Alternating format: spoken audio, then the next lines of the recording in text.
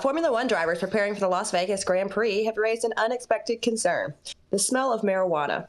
With recreational use and legal in Nevada, the odor has been prevalent near the track, prompting drivers to joke about the impact. Williams driver Franco Colapinto quipped, "If they dope test us now, I think we'll all test positive." Red Bull's Max Verstappen added humor, saying, "I was quite high in the car. It's not ideal while driving." Meanwhile, teammate Sergio Perez said he's tired of it already due to the overwhelming smell. Now, Sergio, I don't think was kidding, because Sergio sounds like he's actually complaining. So boo on you, Sergio. While marijuana is legal in Nevada, public indoor smoking is prohibited, which may explain why such concerns didn't arise during events like the Super Bowl at Allegiant Stadium. However, with F1's open air setup, drivers and fans alike are getting an unfiltered experience of Las Vegas, perhaps a little more than they bargained for. The race continues Saturday night, with Verstappen chasing his 4th consecutive series title. So at least that guy has a sense of humor. But Sergio Perez, boo on you. I think that we're missing the biggest issue and inconvenience in Vegas, which is that they shut down all this fucking traffic once a year for this stupid fucking race so they can complain about the smell of cannabis. And I love Formula One. I love cars. I'm so cool with that. But if you live in a certain apartment complex that is in the middle of Las Vegas, you cannot get in nor out of your fucking home because these guys are inconveniencing you. So boo on you. I don't care about your opinions on the cannabis smell. Find something else to complain about, like the drunk guy that might have thrown up in your cockpit. Sending it back to you guys. Oh, man. Okay. So here's what I don't understand. The guy that can't reach the pedals. Booster seats notwithstanding, here's what I don't understand. These people are highly paid competitors.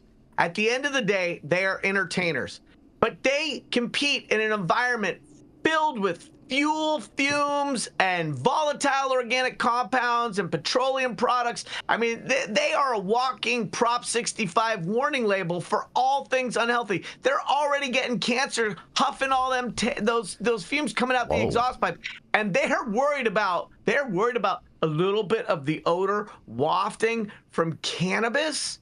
I mean, it's a little sad to me that they felt the need to vocalize this minor discomfort. And if you're whizzing around a track at 165 miles an hour, how are you smelling secondhand smoke? I do not get that. That don't make any sense to me. Well, if it's loud and in the crowd, you know what I'm saying, Yarrow? Oh, just because you're smoking the finest weed in the world doesn't mean somebody going by in a McLaren at 165 is going to smell. Oh, they were definitely smelling what I be putting out there.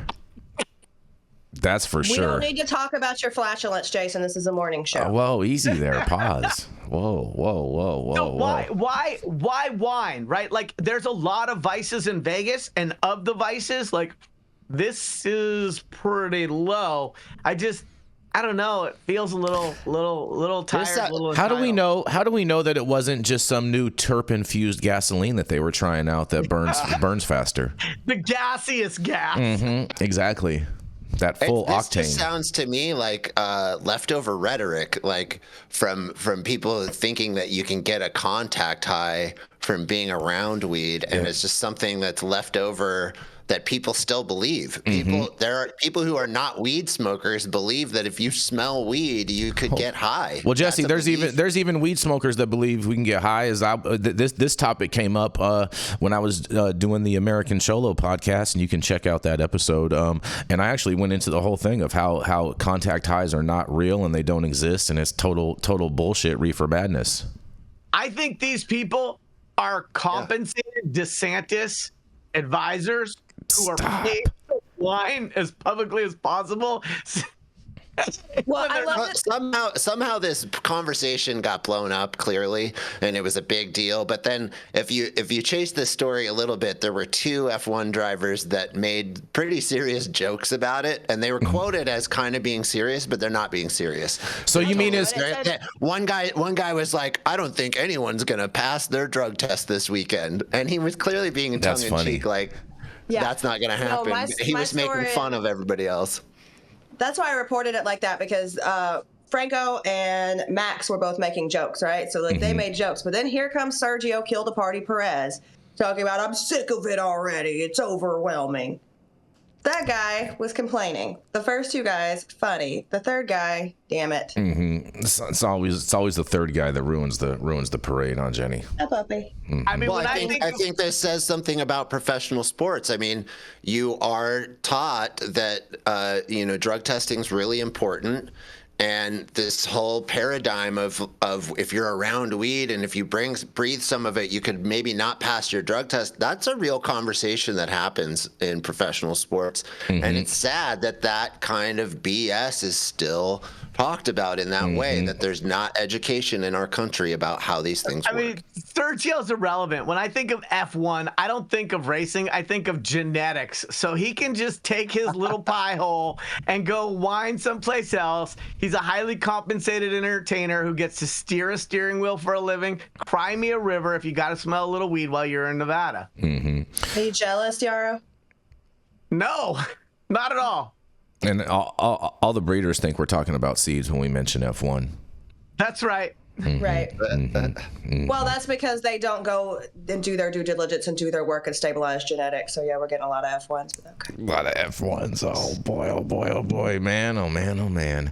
This was a great story, Jenny Beth. I love this Karen talk. What? Dude, Jeremy Craney cracks me up. Yarrow. He is funny. Yarrow, you got to show him your coochie one day. Oh, boy. I don't have, but I'm willing to sell links to your OnlyFans. I mean, what do you want me to say to that, okay? I don't have an OnlyFans. I want you to fight back, Yarrow. I want you to fight back. Yeah, I mean... To him, not me. Oh, okay. All right, well, that's a good distinction. I mean, the only pocket I'd have is if I was reincarnated It's a as Polly a pocket. marsupial. It's a Polly pocket. The only pocket you have, Yarrow, because she's about the same height as you. The chat is definitely one of the funnest things about this show. Reading it, responding to it, the back and forth. It's great. So I had a money story for my first story, and I have a final money story for you guys to close out the day on. Are you guys ready